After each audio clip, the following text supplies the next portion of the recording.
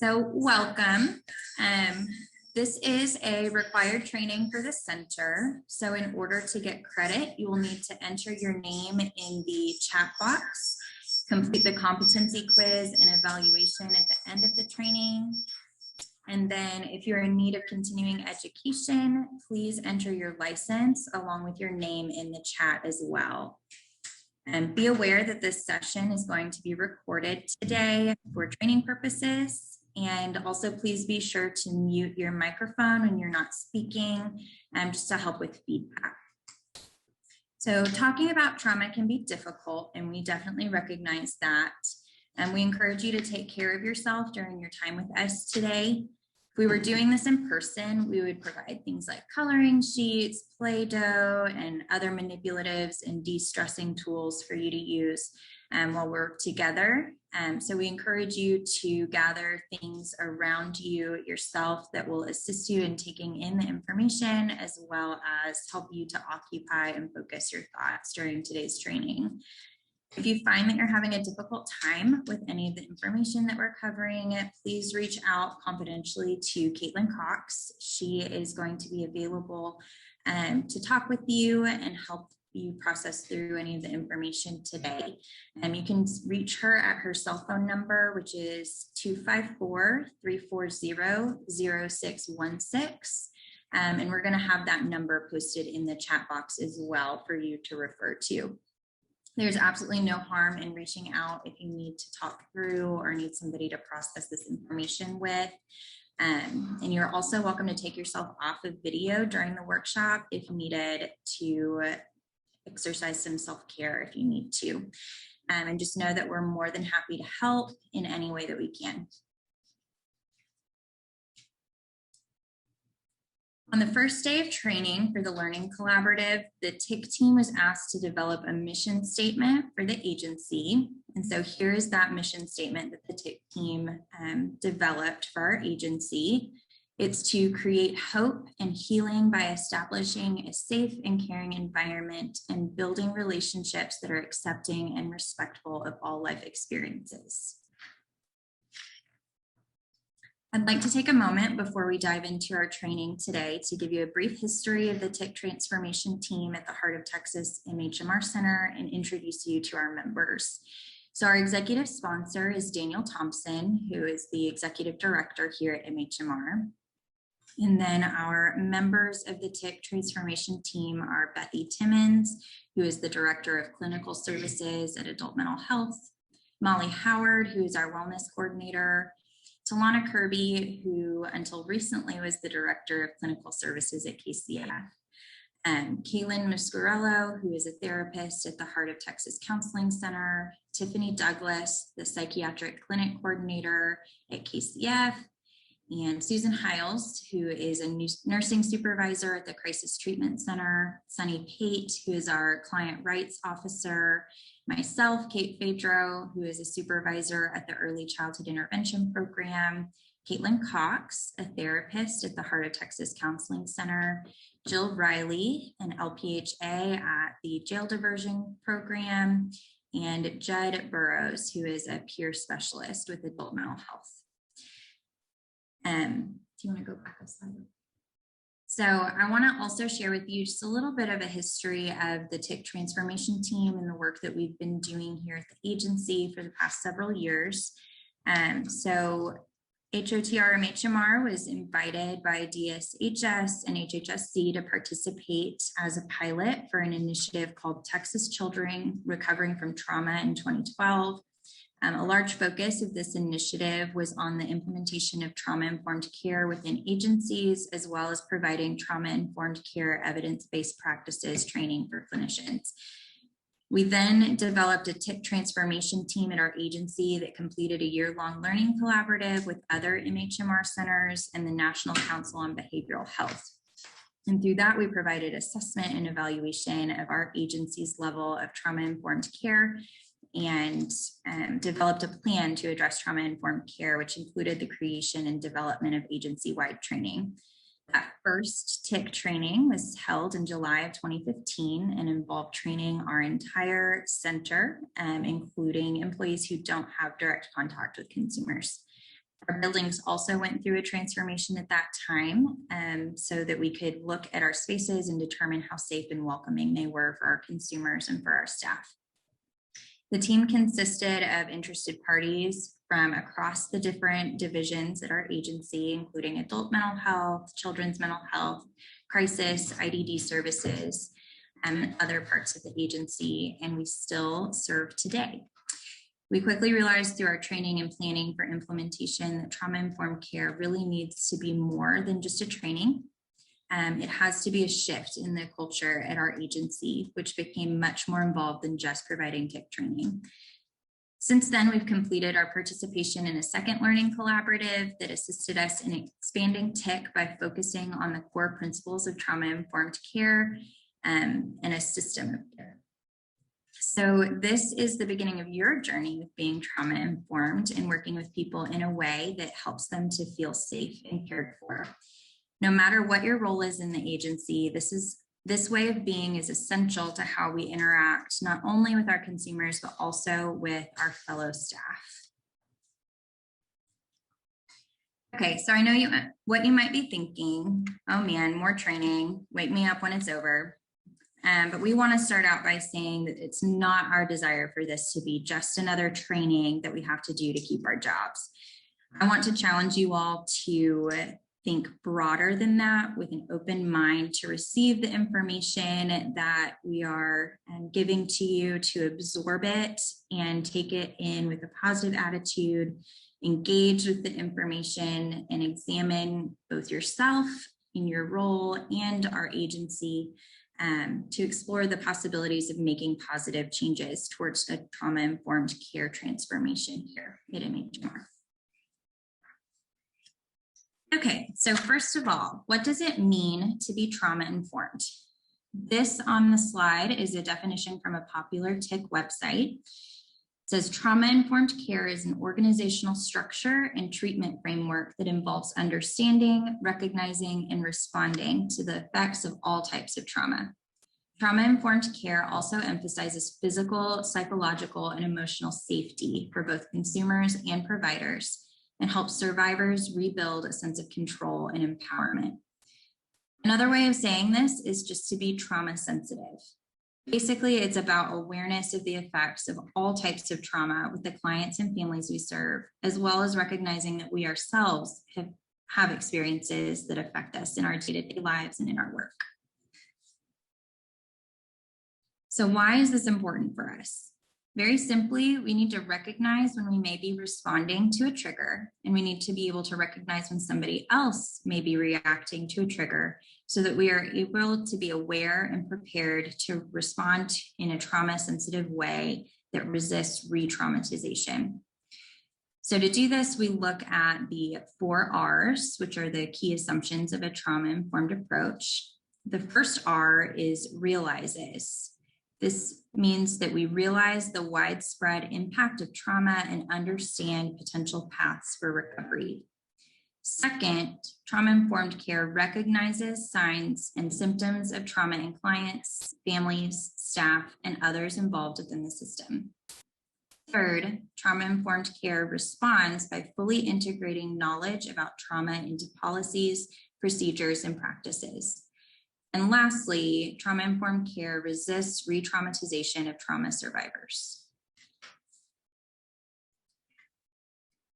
Although this video is not directly related to trauma, it's a good demonstration of awareness. So we're going to take a moment to view it now.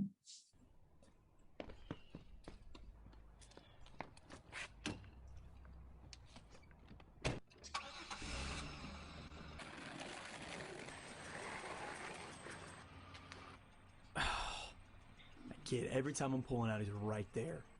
Man, someone needs to talk to his parents if they're ever at home. What is up with the traffic today? It's always, every day, this intersection's always crowded. I hate pulling out of here. Maybe some of these dumb roads. Oh, there's... Okay, so I'm not even here. Right. Great lady. The princess of parking. Oh, sure. Take the spot. Way to be considerate. Oh, are you kidding me? Unbelievable. Oh, Thank you, ma'am. Have a great day. it's about time. Let's see, what do I want? Yeah, could I add a cookie to that order? Yeah, no problem. Yeah, no problem, only guy in the world. I'm sure you need your cookie. The world, your oyster, and he's serving your cookie. Thanks, sir. Thank you so much. What can I get for you? Yeah, I'll have a tall decaf macchiato. Yeah, sure, no problem. $3.85. And it might take a few minutes here. We've got quite a line, obviously, and thanks for your patience. Great. Yeah, great. Great for me. Winning again. Unbelievable.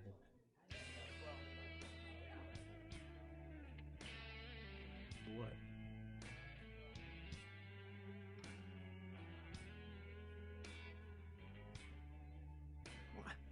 What is...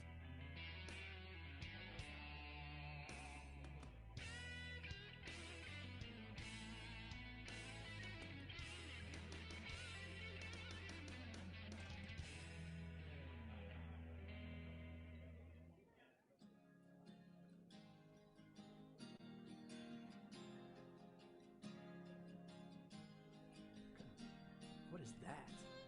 What in the world?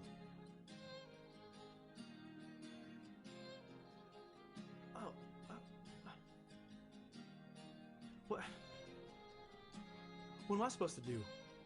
How can I do anything about that? Can I even help with that? I don't... Your coffee, sir. Oh. I can't take this anymore. I gotta get out of here. Hey, what? Sorry, so sorry.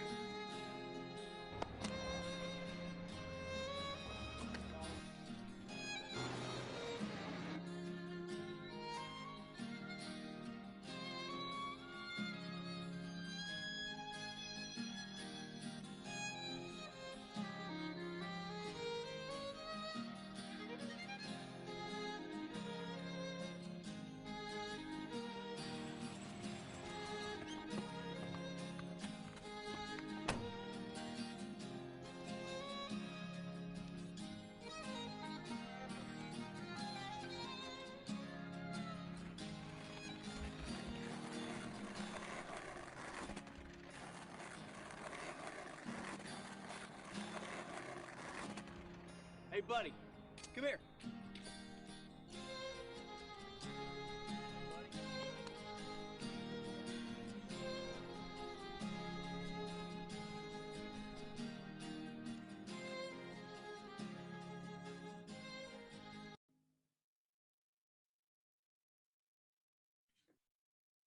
All right, so like I said, although this video is not directly related to trauma, it is a very good demonstration of awareness.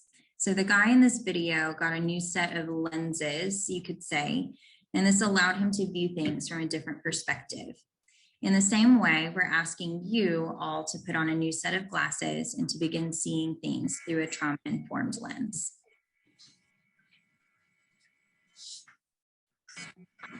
Good morning, everybody. I'm Bethy Timmons, and I'm going to talk to you some more about how we can start to implement and think about trauma-informed care in our agency. And we're going to start with the 7 domains. These are outlined by SAMHSA, and when we joined the initial collaborative, these are were kind of our guidelines and things that we continue to address and look at and try to refine and so forth, because it's a ever-evolving, kind of thing that we're doing. It's not stagnant. It's not a one-time, like Caitlin said earlier. This is not just a one-time training and then you go on about your business. This is a way for us to really drill down and look at the different areas of our agency and whether or not we are performing up to the task of being trauma-informed for our clients. And so the first one is to develop and implement a respectful screening and assessment process that is routine and competently delivered for our clients. And so when you think about people who are coming into our agency who are struggling with mental health issues, it's really important for us to address the issue of trauma, and we have to be really sensitive about how we do that and how many times we ask that question, how many times we ask a consumer to tell us their story. We want to minimize that as much as possible, and so utilizing our electronic health record and different things like that, because you have to be able to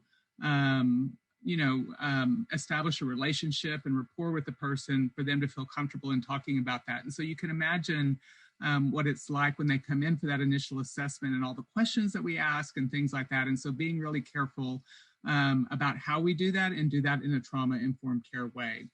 The second thing is to involve and engage people who are or have been recipients of our services to function in numerous roles within our organizations and to meaningfully participate in planning, implementing, and evaluating our improvement efforts. And so consumer-driven care and services. We have several peers employed by our agency who are incredible and an incredible resource to us for helping us to be more trauma sensitive to the folks that we work with. And so we involve them as much as we can through their work in our agency and the work that they do with peers and with our clients. And if you ever have an opportunity to sit in on some of the work that they do, it's just amazing how they're able to work so concisely with our clients. And so it's really important that we continue to do that and to also listen to our clients about what they need and inform them of what they can expect when they come to our agency.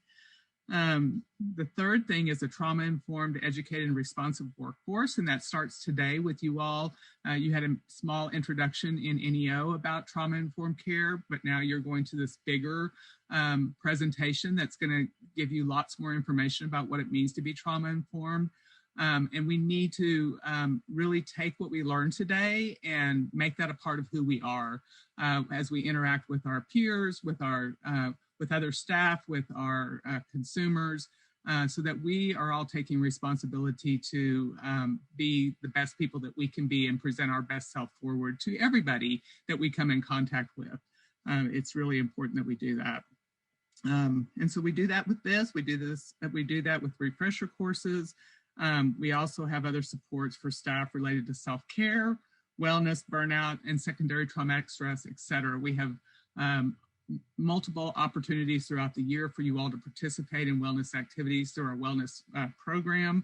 And I really encourage you to watch for those and to participate because they can be very helpful to you. If we don't take care of ourselves, it's going to be really hard for us to take care of the people we serve. The fourth thing is trauma-informed, evidence-based, and emerging practices, best practices.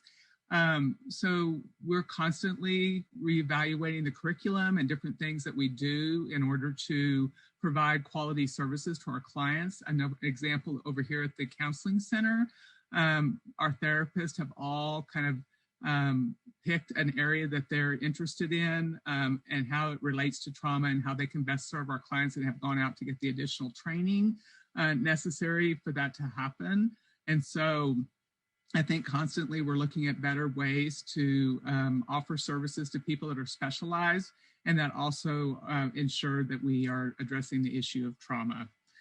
The fifth thing is our safe and secure environments. And so we want to make sure that we are helping people feel safe and secure, not only physically, but psychologically. Those two things go together. It's not either or and or.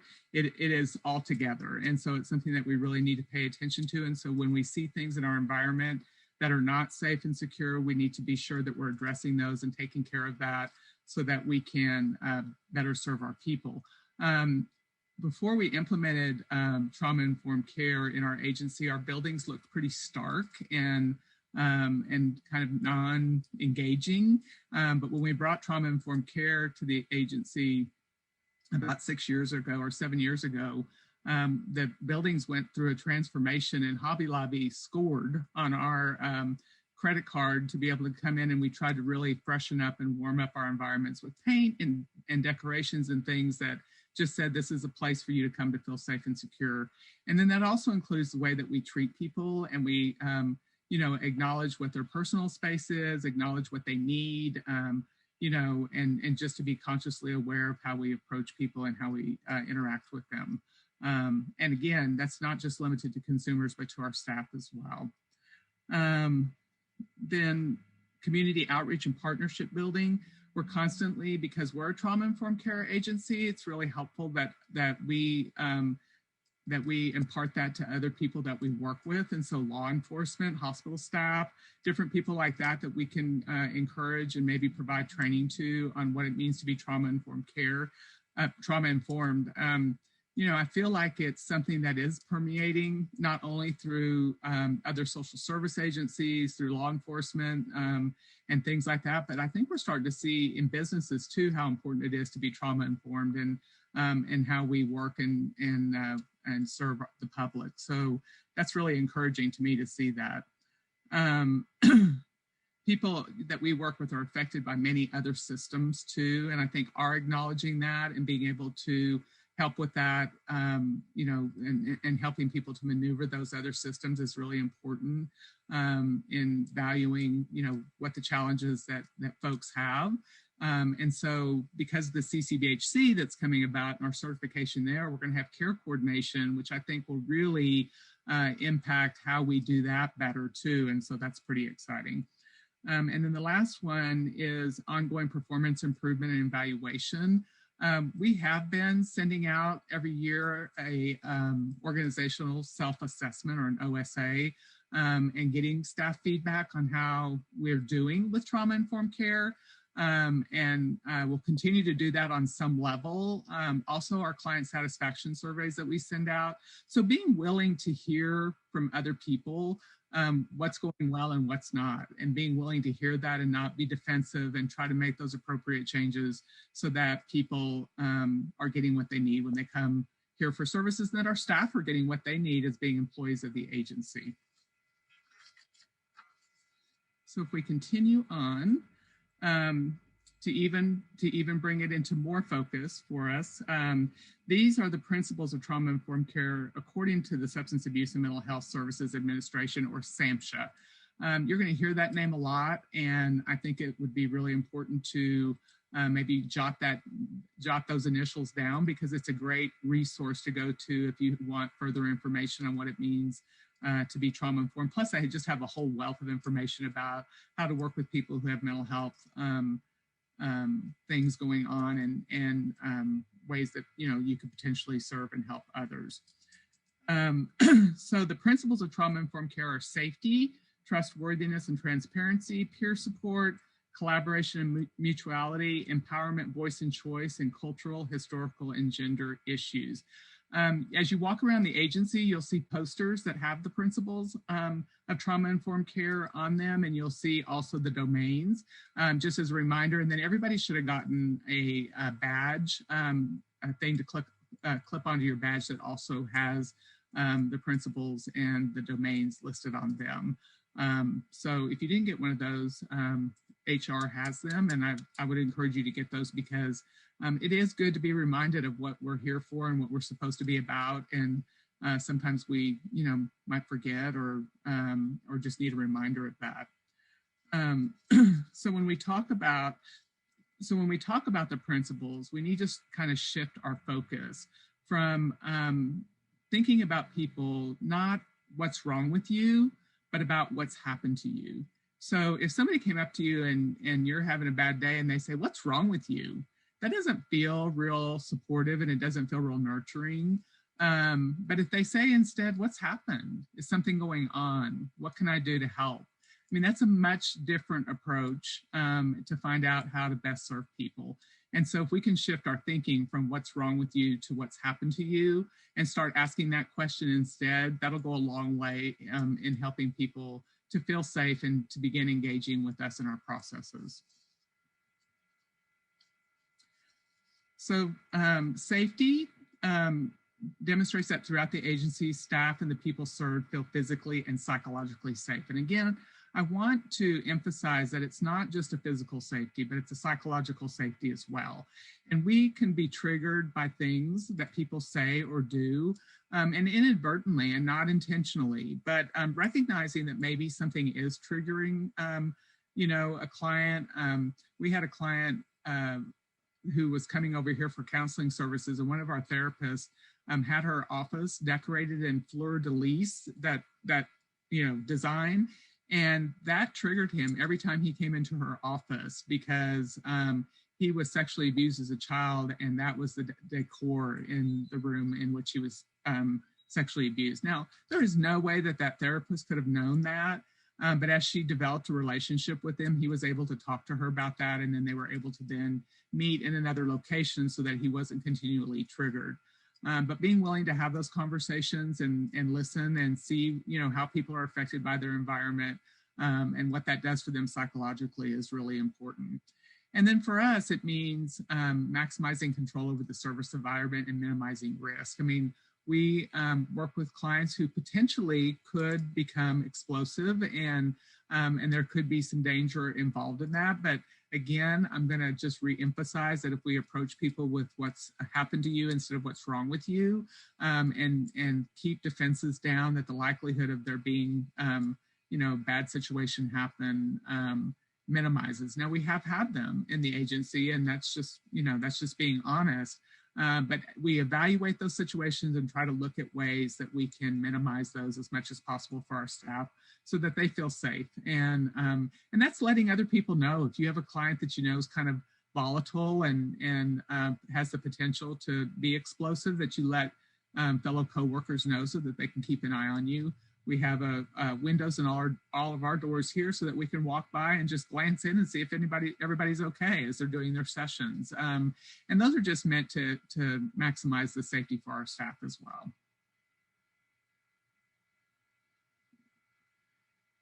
So here is a picture of a juvenile detention facility in nowhere, USA. I mean, everywhere, USA, I should say. And so the director of this facility kept noticing how difficult it was for the girls. This was a female facility for girls to sleep at night, and just having a range of problems with that. And so he got together with the staff and says, what can we do to help enhance the sleep that these girls are having and help them feel safer and more secure so that they can get a good night's sleep, because we know that sleep is really important to us. And so here's what they came up with. This is something as simple as paint and some light bedding that changed the whole outlook of this place. And what they found was that girls finally started sleeping better and feeling more secure in their environment because it was something that was warm and welcoming and fun and help to alleviate some of the stress that they were feeling. So it can be just little things like that promote, you know, a sense of well-being and sense of safety. And so we need to be looking at our own environments and determining what we can do to make them more welcoming and more secure. I know that over here, again, in the counseling center, we don't use a lot of overhead lighting because it's so bright and abrasive. And so many of us have mini lamps in our offices so that we can, especially those offices that don't have windows, to create a more natural and soothing light. But looking around your environment, what can you do to change it to help people feel more safe and secure and just feel kind of embraced by the space that they're in, because that's really important. So the next one is trustworthiness. So organizational operations and decisions are conducted with transparency and the goal of building and maintaining trust. And so what we need to do is make sure that everybody understands what their options are. And so for clients, instead of telling them what to do, we want to ask them, what is it that you need and how can we help you get that? When you're developing treatment plans, or you're talking to them on the telephone, or you're doing whatever, how can I help you navigate this system in a way that feels safe, secure, and like you're being heard, because it's really important. And being authentic with people. People know when you're not being honest with them, and so it's really important to just be your authentic self in a way that's helpful to people. You bring your best self to work every day, even when you're having a bad day. It's not your client's fault that you're having a bad day. So sometimes you might have to just really work extra hard at being authentic and being able to present your good self. But it's important that you do that in order to help serve our clients better. And also being sure that they understand what their information is used for and how it's used and if it can be used. You really want to address limits of confidentiality and making sure that they understand that you're not out on the street corner talking about Joe Smith and his, many issues that he might have brought to you that day, and that you're being really cognizant of their stories and taking care with them. So the next slide. I'm sorry, go back. So what that looks like for consumers is, who do you trust? Do you feel like your therapist, case manager, nurse, doctor, the person who's answering the phone is trustworthy and listens and responds to your concern? If your client is coming in or someone's come in the front door and they're trying to check in for their appointment and you're looking over their left shoulder at what's going on outside on the street, I mean, that's not showing a lot of care and concern and like you're listening to them. So making eye contact with people and letting them know that you are hearing them. And hearing them does not mean that you agree or disagree. It's just like, I'm listening to what you have to say and I want to help you to best navigate your time here with us. And the same goes with your therapist, your case manager, your nurse, or your doctor. I mean, if you're busy typing on your computer everything that they say and you're not really paying attention to the person who's sitting across from you or who's on the phone or on the screen with you, then that can be really off-putting and doesn't really convey a lot of concern. And then for staff, how can we promote trust throughout the organization? What does that look like for you to feel like you can trust that management has your back, that your fellow coworkers have your back, that type of thing. And then if you notice that there are things that don't feel right, how can you address changes in a way that you feel people are listening to you and trust that they're going to address those concerns for you? The next one is peer support. Peer support and mutual self-help are key vehicles for establishing safety and hope, for building trust and enhancing collaboration in our agency. So we have peers, like I said before, and we're going to hear from a couple of them here in a minute. But it's really important to value what it is that people with lived experience can bring to the table in ways that if you don't have those experiences, you cannot. Our staff as a whole probably have a lot of lived experiences themselves. I mean, that's the reason a lot of people get into working in an agency like this, is because they've had experiences and they want to be able to share their positive responses that they got with other people, or to do better than what they received when they were experiencing those helping relationships as well. And so peer support is based on the following core principles, values and principles: that it's voluntary, it's non-judgmental, it's respectful, it's reciprocal, and it's empathetic. And so really paying attention to those 5 core values and principles is important. So let's hear from a couple of our peers. And what I'd like for you to do is just to listen to what they're saying and kind of what their experience was. And we'll talk on the other side of the 3 videos.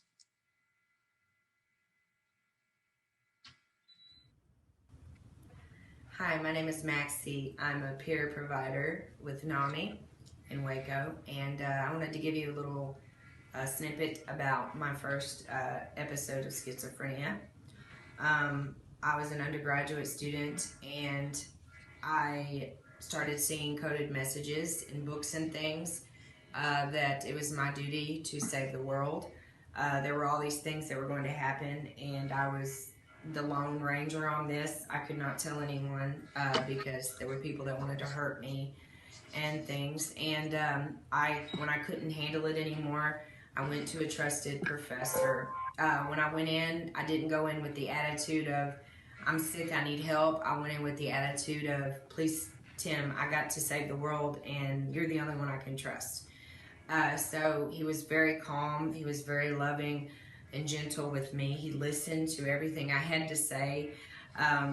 He didn't rush me. There were so many things he could have done. I mean, I was in a state of panic. He didn't call the police. He didn't do all these things. Instead, he asked me very gently if I could collect my books and would I come with him to the health center there on campus.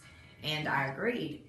And he sat with me the whole time. He got me an appointment. We probably waited there 45 minutes to an hour. He got me an appointment. We went inside with the nurse practitioner. He held my hand while I told her everything about needing to save the world, about people's faces, the way they would swirl and morph and change, and all these things that were happening to me that I wasn't aware were symptoms of schizophrenia. And he was so gentle, loving, non-judgmental of me. I do not think I would have ever sought help without him by my side.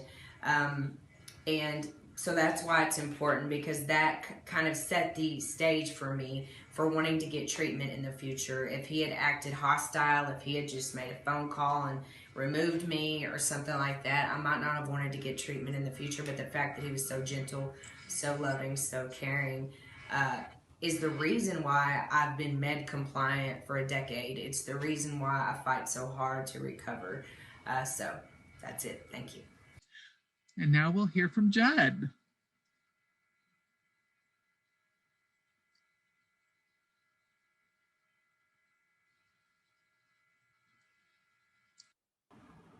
Hi, my name is Judd Burrows, and I'm a peer specialist here at MHMR. I'm also schizophrenic. I was first diagnosed in 1991, and I wanted to speak briefly about one of my early experiences with my first private practitioner psychiatrist. I was on a lot of medication after my first schizophrenic break given by him, and really had a lot of clouded thoughts and was an emotional train wreck. Had a lot of difficulty taking care of myself and practicing good self-care and getting myself together. And one time when I went for one of our appointments, I met with him and I was not in good shape. My hair was a mess. I haven't shaved in 2 weeks and I was wearing kind of torn up clothes. And he said, "You look like you came from a drug deal at a crack house. And if you don't get your act together, you could find yourself foaming at the mouth at Austin State Hospital." This was really something that hurt my feelings, because on the inside, I was really trying. I wasn't doing drugs. I was taking my medication, but this was the best I had to offer as to who I was at the time. I didn't have the strength and energy to clean myself up. I didn't have the strength and energy to make a good impression at the time. I was going there to be cared for by him and be nurtured by him and be hopefully have some healing through him in the medicine I was taking, and that just wasn't happening. It really was hard, and things eventually began to change, but it took a very long time, and I always felt that he was very judgmental of me. Since then, 10 years later, I've gotten care at MHMR, and I feel things are a little bit different in that way. I haven't been judged, and I feel like people accept me where I am, and I hope that you'll do the same thing with the people you serve. Thank you. What I would like, I think the important lesson that we can take away from here is that that our clients don't always bring their best selves to us, but they bring what they have, and so we need to be able to acknowledge that and to work with them in ways that can help them to alleviate the things that are going on. It's not a situation where we have to be right and they have to be wrong. That's not teamwork, and that's not working together in a collaborative way that is helpful. And so, it always amazes me when people get into power struggles because they're not necessary, and it's not something that we even need to be doing, because that's not a partnership and that's not collaboration, and that's something that we always need to keep at the forefront of our minds. And again, not only staff, but also, not only with clients, but also with staff, and thinking about that, and what is it that the person has brought today with them? We had a situation where a woman, when she came in for her appointment, her counseling appointment, was, just almost a puddle on the floor. And it was like, what is going on? What's happened? And, she accidentally ran over a cat, she woke up late. She spilled coffee all over the front of her shirt. And all of these things had happened And by the time she got to us for her appointment, she was, really just in a bad place. And then she locked her keys in the car. And so, our maintenance staff comes here as well for these trauma-informed care trainings. And they think, well, I don't know what that has to do with me, but I'm going to tell you that I called one of our maintenance staff and said, hey, can you break into this woman's car in a way that, is helpful? And he said, I'll be right there. And he came in and said, ma'am, which car is yours? And I'll be right back. And he went with his Slim Jim and unlocked her car and got her keys for her and said, here you go. And that just meant everything in the world to her, that he took the time to do that. She didn't have money to pay for Papa Lock to come. And he was just so gracious and just so pleasant with her. And she said, that's the best thing that's happened to me all day. And it was just that little thing that he did. And so just being, cognizant of the fact that, the little things matter. And so we have to be really careful about how we work and talk with people because it can make a difference on how their whole day goes. So, okay. So the question, is does your organization offer access to peer support for the people who use your services? And yes, we do. You've met some of the folks that are employed here, Judd and Bonnie.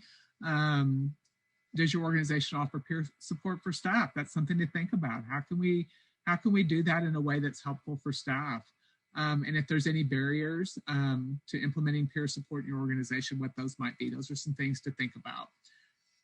Okay. The next one is collaboration and mutuality.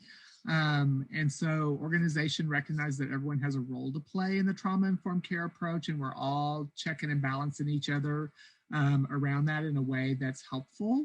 And that it goes to everybody in this agency. It's not limited to just the people who have direct service contact, but people in our billing department and people in upper management who may not have the opportunity to interact a lot with clients, but they have a lot of opportunity to interact with staff. And so making sure that every approach that we make with every individual involved with our agency is trauma informed. And that we don't have roles of helper and helpee. I mean, that we're all in this together and we want to build a natural community in order to provide the best services that we can for our clients. And you've heard a lot about CCBHC, and that's what it's all about, is how can we best serve clients in a way that they want to come here for services and also to be a place people want to come work because it's just so awesome. And so that's what we're striving for. And so if you can see and think about ways that we can be more collaborative and have more mutual interactions and not hierarchies and things like that, then I think it's really important to be able to voice those and to talk about those.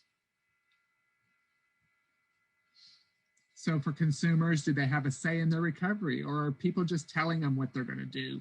And do you feel like there's a partnership with your team? I mean, do you feel like everybody's working together for the same cause?